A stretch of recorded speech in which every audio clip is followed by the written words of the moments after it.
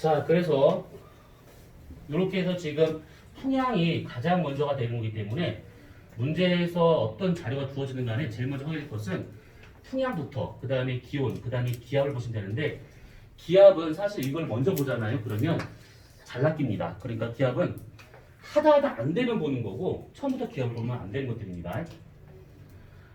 자, 그 다음에 우리가 한 번 더 보고 이제 끝낼 것은 뭐냐면 얘가 이제 온대적이 지나간대요. 그러면 온대적압이 지나갔었을 때 그때 풍향 변화가 어떻게 생기는가 이것만 좀 보면 될 것 같아요. 다섯 번째.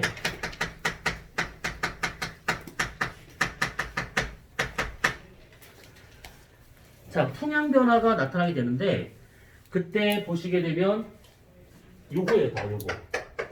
그래서 요거를 여기다 다시 한번 표시해 보자면 온대적압이 이렇게 지나갑니다. 그러면 여기가 지금 남서풍, 여기가 남동풍, 남서풍, 그 다음에 북서풍, 그 다음에 북동풍 이렇게 나타나고 있더라라는 얘기죠.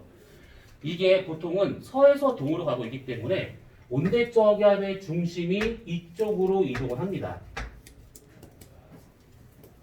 그러면 이게 우리나라 중위도라고 치면 위가 북쪽, 위가 남쪽이니까 서에서 동으로 가고 있더라라는 얘기죠. 그때 관측자가 여기 있었을 때하고 여기 있었을 때하고 풍향이 다릅니다. 무슨 말이냐면 저기압이 이렇게 지나가잖아요. 그럼 요 사람 입장에서는 먼저 요 바람이 옵니다. 첫 번째 요 바람이 와요. 그 다음에 온난화전선이 지나고 나면 요 바람으로 풍향이 바뀝니다.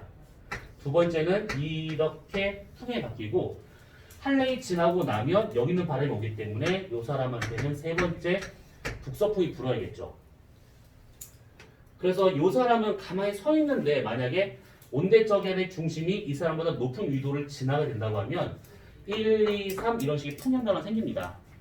그래서 남동, 남서, 북서 이쪽으로 좀 풍향이 바뀌기 때문에 풍향 변화는 시계 방향으로 바뀌더라라는 겁니다. 시계 방향으로. 근데 여기 있는 사람은 처음에 이렇게 오는 바람이니까 이 바람을 먼저 받아요. 그러다가 요 바람이 와야겠죠? 두 번째. 그 다음에 여기 있는 바람이 이렇게 옵니다. 그러면 세 번째 요렇게. 그럼 풍향이 1, 2, 3 요렇게 돌고 있는 거니까 여기서는 반시계 방향으로 풍향이 달라지더라라는 것이죠. 그래서 문제에서 봤었을 때 이 사람이 온대적압의 중심보다 높은 위도에 있는가 낮은 위도에 있는가에 따라서 풍향 변화가 다르기 때문에 그거를 갖고 대략적인 위도 변화를 따져볼 수가 있는 겁니다. 위도 변화를.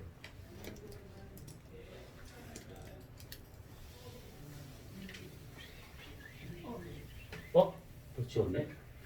진짜 이제 마지막. 진짜 마지막. 일기도에서 풍향을 잡는 방법입니다. 일기도에서. 이렇게 보는 거는 좀 개인적으로 저건 진짜 주입식 교육이야. 한란전선 오기 전에 남동, 지나면 남서 이렇게 하는 거는 저게 안 될 가능성도 커요. 그래서 보통 이제 문제에서 일기도가 주어지고 풍향을 묻는 거가 나오면 무조건 이렇게 따지지 말고 주어진 대로 해석을 하시면 됩니다. 예를 들면 만약에 등압선이 이렇게 나타났대요. 등압선이. 원래 등압선은 직선인 것보다 곡선이 훨씬 더 많으니까. 그랬을 때 만약에 이쪽이 지금 저기압 쪽이다라고 보고 이쪽을 지금 고기압 쪽이다라고 보잖아요. 그러면 풍향을 어떻게 잡느냐? 풍향을 잡을 때는 제일 먼저 할 거 고기압적의 위치를 파악하고 등압선 어느 한 지점의 등압선에서 풍향을 잡을 때는 등압선의 직각인 선 하나를 그어봅니다. 등압선의 직각인 선 하나 그어봐요. 이렇게 등압선의 직각인 선을 그어봅니다. 마찬가지 다 똑같습니다. 어디서든 간에 등압선의 직각인 선을 그어본다 이 뜻입니다. 그러면 이렇게 있었을 때 공기를 밀어내는 방향은 고기압에서 저기압 쪽이기 때문에 이쪽으로 이렇게 공기를 밀어내려고 할 겁니다. 이렇게. 자, 근데 이게 만약에 북반구라고 가정을 해보잖아요. 그러면 전향력이 오른쪽 직각을 작용하고 있기 때문에 실제로는 이렇게 가는 것이 아니라 이거에 대해서 오른쪽 꺾입니다. 그랬을 때 꺾는 거를 대략 한 45도 정도만 꺾어도 돼요. 정해진 숫자는 아닙니다. 근데 그냥 그 정도 꺾으면 돼요. 그러면 요 지점에서 이 선의 요 윗부분에 대해서 오른쪽으로 45도 정도 꺾으면 대략 이렇게 된다는 얘기죠.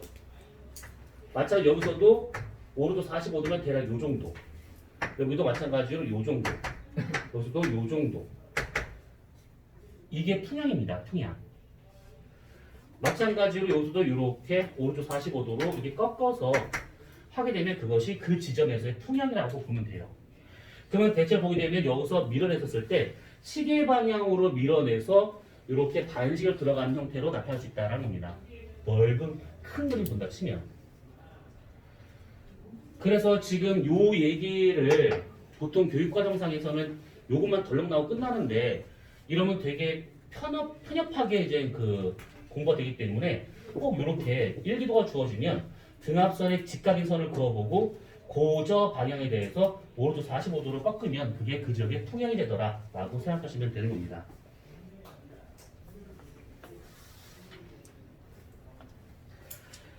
자, 그러면 오늘 여기까지 하기로 하고 거기 지금 뒤쪽에 있는 문제는 다음 주에 같이 한번 풀어볼 겁니다.